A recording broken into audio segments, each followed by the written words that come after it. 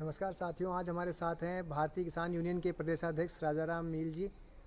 इनसे हम जानना चाहेंगे कि जैसा कि आंदोलन स्थगित करने को लेकर सरकार ने जो वायदे किए थे उनसे वायदा खिलाफी करती नज़र आ रही है। इस पर आपका भावी कार्यक्रम क्या है? साथियों, मित्रों, दोस्तों, बहुत दिन बाद आपसे रूबरू होने का मौका मिला है। भावी रणनीति, कल संयुक्त किसान मोर्चा की मीटिंग थी।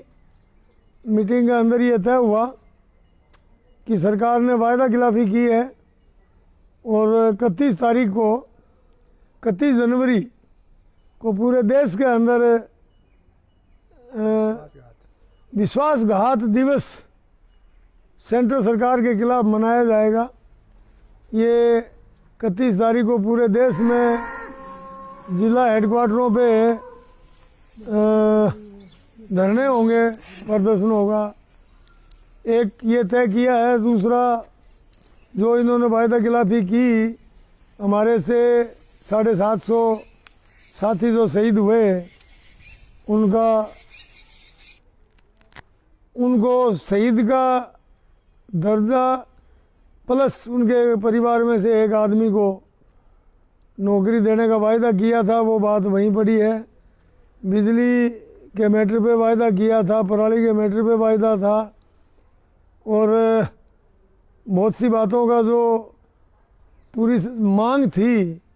जो 3 कानून इन्होंने जो कैंसिल किए वो तो यूपी और उत्तराखंड का संयुक्त किसान मोर्चा ने जब आह्वान किया कि बीजेपी हराओ, उस बात से दबाव में आके इन्होंने 3 काले कानून थे वापस ले लिए।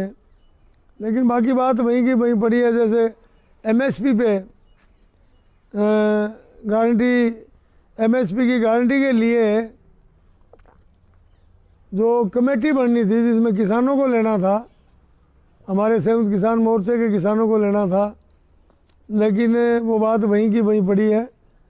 तो इस बात को लेके कल की मीटिंग में डिसाइड हुआ, 31 तारीख का प्रोग्राम डिसाइड हुआ और 1 फरवरी से यूपी के अंदर बीजेपी हराओ अभियान संयुक्त किसान मोर्चा का जारी होगा, चालू होगा।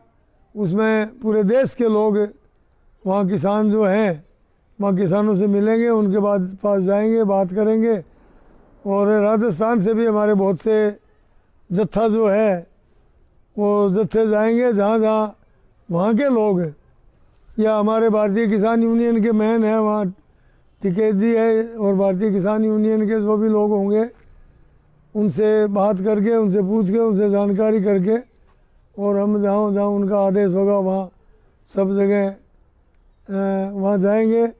और बीजेपी के जो वायदा खिलाफी की है वो उनके खिलाफ पूरे किसान देश के लगेंगे। और इनको हमने पश्चिम बंगाल में भी इनको हराने में काम किया था किसानों ने, लेकिन उसका कोई श्रेय नहीं लिया। यूपी और उत्तराखंड में इनको हराना भी है और इस बात का संयुक्त किसान मोर्चा श्रेय भी लेगा कि हमने हराया इनको। इन्होंने जो देश के अंदर आज देश की प्रॉपर्टी बेचने का काम किया है पिछले 7, साढ़े 7, 8 साल में, पूरे देश को बेच दिया। आज हमारा चाहे BSNL हो, चाहे ये बीमा LIC हमारी LIC हो, या ये रेल हो, हवाई अड्डे हो, जो चीज़ करोड़ की है वो 100 रुपये में बेच रहे हैं। ये इस तरीके की हालत इन्होंने देश की बना दी कि पूरे देश को बेचने पे उतारू हो रहे हैं। जैसे वोडाफोन के शेयर ये सरकार ने खरीदे हैं। कमाल की बात यह है कि डूबती कंपनी है वो तो इनको अच्छी लगती है। उनके जो कर्जा चढ़ा हुआ है उस कर्जे के पेटे ये वो फाल्स शेयर ले रही है सरकार। तो हालत ये है कि देश को बर्बादी की ओर लेके जा रहे हैं। आज पोजीशन क्या है देश की, ये दिखावे के लिए सारी बातें, मोटी मोटी बड़ी बड़ी बातें करते हैं। आज गरीबी रेखा से नीचे 25 करोड़ हो ली है, बेरोजगारी 50% हो ली। हालत देश की बहुत खस्ता है। ये कह रहे हैं हमें 2000 रुपये 4 महीने में दे रहे हैं, 6000 रुपये साल के दे रहे हैं। क्या होता है 6000 रुपये? क्या बढ़ता है? 6000 रुपये नहीं चाहिए। ये कह रहे हैं 5 किलो अनाज दे रहे हैं, 100 रुपये का है। कहाँ ज़रूरत है किसानों को इस बात की? तुम तो एमएसपी दो ना, एमएसपी गारंटी दो ना। कुछ नहीं है, एमएसपी गारंटी किसान को मिलेगी तो मेहनत कश मजदूर को भी काम मिलेगा और मध्यम वर्ग के व्यापारी जो कस्बा और ढाणियों और जो छोटे शहरों के अंदर जो दुकानदार हैं, ये इनके यार अडानी अंबानी जैसे छोड़ दो तो बाकी लोगों के सबको काम मिलेगा। आपको आपकी जगह देश नीचे से खड़ा होकर के ये जो सोने की चिड़िया थी वही बनेगी। अब देश को गरीबी की ओर और बेरोज़गारी की ओर धकेल दिया। आज सारे हमारे बच्चे बेरोज़गार घूम रहे हैं और भूखमरी आ रही है। भूखमरी के अंदर 116 देशों में से 101 नंबर पर है, 112 में 101 नंबर है। तो क्या हो रहा है, देश की हालत क्या है? और क्या इनसे ये बोलना चालू करे तो इस तरीके से बोलते हैं जैसे कोई देश तो पता नहीं धरती पे है ही नहीं, वो तो आसमान में है। तो बातों से पेट नहीं भरता, बहुत ख़राब पोजीशन है। और किसान सावचेत है। अब किसानों को समझ में आ गई ये लोग क्या कर रहे हैं, किस किस तरीके से देश को कहाँ ले जाना चाहते हैं और क्या करना चाहते हैं, ये बात सारी पकड़ में आ गई। अब कोई अनजान नहीं रहे हैं लोग जानी जान है और सबके समझ में आ गई। अब ज़्यादा कुछ समझाने की बताने की ज़रूरत नहीं।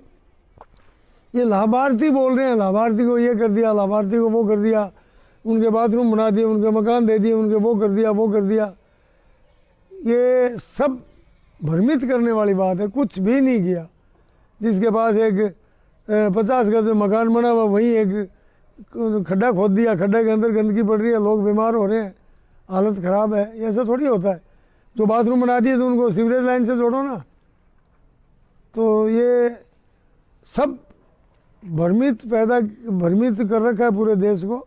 और गरीबी की हालत बहुत ख़राब है, भूखमरी आ रही है। सारी बातों को देखते हुए 31 तारीख मैं सब मित्र दोस्तों को कहना चाहता हूँ, 31 तारीख को हमारा जो संयुक्त किसान मोर्चा निकल की मीटिंग में तय किया उसके मुताबिक पूरे जिला हेडक्वार्टर पे, तहसील पे भी, जिला भी तहसील भी, जहाँ जो धरना दे सके, पूरे राजस्थान में हमारी ड्यूटी है कि हम धरना देंगे। पूरे देश के लोग देश के अंदर करेंगे। 1 तारीख से फिर यूपी उत्तराखंड है और हम लोग हैं, देखेंगे आगे जो भी होगा, जैसा भी होगा। बाकी जो आगे संयुक्त किसान मोर्चा का कोई आह्वान आएगा, कोई बात आएगी, जो भी बात होगी वो देखेंगे। इसमें अभी हाल ही में मोदी जी पंजाब गए थे और वहाँ से उन्होंने आते हुए कहा कि अपने सीएम को बोल देना कि मैं जिंदा लौट आया। तो आपको क्या लगता है कि मोदी जी ऐसी बातें करके क्या करना चाह रहे हैं, क्या किधर ध्यान लेके जाना चाहते हैं जनता का? इन्होंने 2014 के अंदर देश के अंदर सारी झूठ परोस करके राज बनाया। 2017 में यूपी में पूरी झूठ परोस करके और ये राज बनाया, बिल्कुल झूठ बोल के लोगों को भ्रमित करके। और 2019 में जो इन्होंने पुलवामा और बालाकोट किया, इसमें इस तरीके के देश को एक भ्रम में डाला और धोखा किया देश के साथ कि लोगों को ऐसा लग गया कि ये इस साइड में तो पाकिस्तान है और इस साइड में हिंदुस्तान है। इस तरीके का भ्रमित करके इन लोगों ने वोट लिए थे। वो बातें अब चली गई, उन बातों में कुछ रखा हुआ नहीं है, कोई आनी जानी नहीं होगी। और आने वाले समय के अंदर इनको मालूम पड़ेगा कि कैसा। और ये जो पीएम साहब ने जो बात कही, बहुत ख़राब बात है। जिस तरीके से ये कहना, ऐसा करना कि मैं ज़िंदा आ गया, वहाँ ऐसा क्या था? किसान ही तो खड़े थे उनसे कोई 3 किलोमीटर आगे रोड पे। तो किसानों से इतने क्यों डरते हैं? किसानों के वोट लेके तो ये पीएम बने हैं। ये गलत बात है। इस तरीके की बात को अगर भ्रमित करें देश के लोगों को तो ठीक बात नहीं है। और ऐसा तो कुछ लगा नहीं कि भाई ऐसा कोई खतरा था। ये उसका एक एजेंडा खड़ा करके, एजेंडा बना करके, और ये चाहते हैं कि भाई उस एजेंडे के तहत यूपी के अंदर हम लोगों को भ्रमित करके वोट ले लें। मेरे को लगता नहीं कि लोग इस तरीके से वोट देंगे इनको। और कोई बात आगे होने वाली है नहीं। जो इनका एजेंडा वो ठीक था कि वहाँ कुर्सियाँ इनकी खाली थी, 70-80 हज़ार कुर्सियाँ रखी थी। वहाँ लोग जो थे वो 500-400 लोग आए थे, उनसे जाना तो था ही नहीं। इन्होंने खेल किया कि जाना तो है नहीं और ऐसा करें कि उसका फ़ायदा यूपी में कोई उठा ले। लेकिन उस बात से कोई ज़्यादा दम नहीं आया और आएगा भी नहीं। फर्जी बात बहुत देर नहीं चलती है, इनकी पूरी पार्टी की झूठ जो है वो पकड़ी गई। आने वाले समय के अंदर ये झूठी बातें जो परोसते थे वो बात अब नहीं चलेगी। इनको अब सब जगह जो ओरिजिनलिटी है उस पर आना पड़ेगा और इनको भुगतना पड़ेगा। यूपी के अंदर ये 3 डिजिट में इनकी सीटें नहीं आएगी, ये 2 में ही रहेगी, कितनी आ जाए, चाहे 2 से लेकर 99 तक जो आएगी वही आएगी, इससे ऊपर नहीं जा सकती। उसके बाद में 2024 में भी इनको पूरा भुगतना पड़ेगा और ये भुगतेंगे तो मालूम पड़ेगा कि हमने क्या क्या देश में किया। और जैसे समय आएगा उस समय के अंदर जानकारी आ जाएगी, लोग समझेंगे।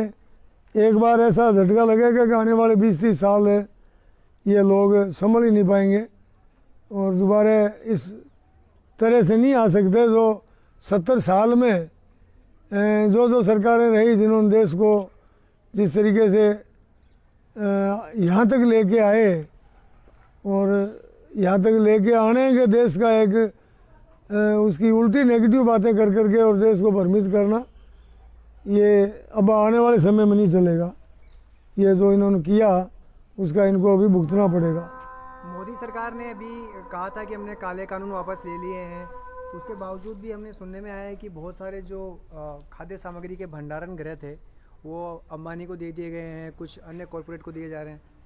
वो तो सारे दे ही दिए, जो हमारे स्टोरेज के थे वो सब उनको दे दिए, तो बेच रहे हैं, मतलब 10 पैसे में के हिसाब से बेचे जा रहे हैं।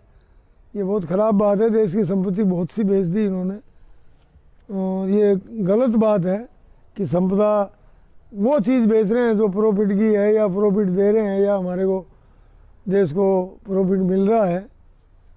हमारे टैक्स के पैसे ये भाई हाथ कहीं खर्चा कर रहे हैं और हमारी संपदा देश की बेच रहे हैं, ये सबसे खोटा और गलत बात है, गलत काम है। अब लोग, बड़ी बात ये है कि लोग जान गए, लोगों को समझ में आ गई, लोगों को पता लग गया कि भाई ये पार्टी क्या थी और क्या कर रही है और क्या इनका कारण और एजेंडा क्या है। आरएसएस का एक एजेंडा था, उस एजेंडे में ये कामयाब हो गए। आज यूपी के अंदर यही तो मार पड़ रही है इनको। ठाकुरबाद जो इन्होंने चलाया, सब लोगों के वोट लेके और जो हालत करी उसमें आज इनको भुगतना पड़ रहा है। तो देश की हालत जो की है वो आने वाले 2024 में वो भी इनको भुगतना पड़ेगा। गलत काम में काट की हांडी एक बार चढ़ती, बार बार नहीं चढ़ती। दूसरी बार ये जो जीते वो पुलवामा का रिसोर्ट, पुलवामा जो किया, पुलवामा और बालाकोट फर्जी, उसकी वजह से इनकी सरकार आई। तो अब ये काम होने वाले नहीं है, इसमें आने वाले समय के अंदर आगे नहीं चलेगा इनका मामला। तो ये थे हमारे साथ भारतीय किसान यूनियन के प्रदेश अध्यक्ष राजा राम मील जी, और जैसा कि उन्होंने बताया कि हम लोग अभी पूरी ताकत के साथ में इनको यूपी हराएंगे। अगर ये 31 तारीख तक हमारी मांगे नहीं मानते हैं तो 31 तारीख को विश्वासघात दिवस के रूप में भी मनाया जाएगा। धन्यवाद।